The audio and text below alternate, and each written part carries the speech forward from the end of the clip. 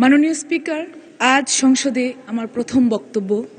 আমি কৃতজ্ঞতা প্রকাশ করছি মহান আল্লাহ তাআলার দরবারে। আমি গভীর শ্রদ্ধায় স্মরণ করছি আমার আদর্শিক রাজনৈতিক আদর্শ, বহুতলীয় গণতন্ত্রের প্রবর্তক শহীদ রাষ্ট্রপতি জিয়াউর রহমান, মা মাটি ও মানুষের নেত্রী আপসহীন দেশনেত্রী বেগম খালেদা জিয়া, ৭১-এর মুক্তিযুদ্ধ, ২৪-এর জুলাই সহ বিভিন্ন গণতান্ত্রিক মুক্তির আন্দোলনে শহীদদের প্রতি। মাননীয় স্পিকার, আমি আজ ২০২৬-২৭ অর্থ বছরের প্রস্তাবিত জাতীয় বাজেটের উপর আলোচনা করতে দাঁড়িয়েছি একজন সংসদ সদস্য হিসেবে, একজন নারী হিসেবে এবং দেশের কোটি কোটি নারী, মা, কন্যা শিশু, কর্মজীবী নারী, উদ্যোক্তা নারী এবং প্রান্তিক নারীদের প্রতিনিধিত্বে।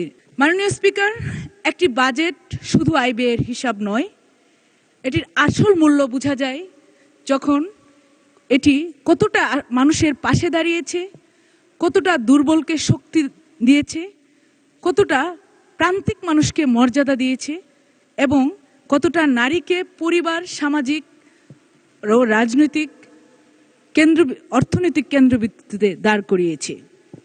এই বিবেচনায় আমি বলবো ২০২৬-২৭ অর্থ বছরের বাজেট নারী উন্নয়ন, মাতৃ সুরক্ষা, শিশু সুরক্ষা এবং সামাজিক ন্যায্যতার একটি গুরুত্বপূর্ণ উদ্যোগ। মাননীয় স্পিকার, আমাদের সমাজের নারীরা শুধু পরিবারের সদস্য নন, তারা পরিবারের অর্থনীতির ব্যবস্থাপক, সন্তানের প্রথম শিক্ষক, কৃষি ও অনানুষ্ঠানিক খাতের নীরব শ্রমশক্তি, জাতির অগ্রগতির অন্যতম প্রধান চালিকা শক্তি। তাই নারীকে ক্ষমতায়ন করার মানে শুধু একজন সদস্যকে, একজন পরিবারের সদস্যকে ক্ষমতায়ন করা নয়, বরং একটি জাতির আগামীকে শক্তিশালী করা, একটি প্রজন্মকে নিরাপদ করা এবং একটি জাতিকে এগিয়ে নেওয়া। মাননীয় স্পিকার, এই বাজেটে ফ্যামিলি কার্ডের যে উদ্যোগটি নেওয়া হয়েছে সেটিকে আমি বিশেষভাবে স্বাগত জানাই।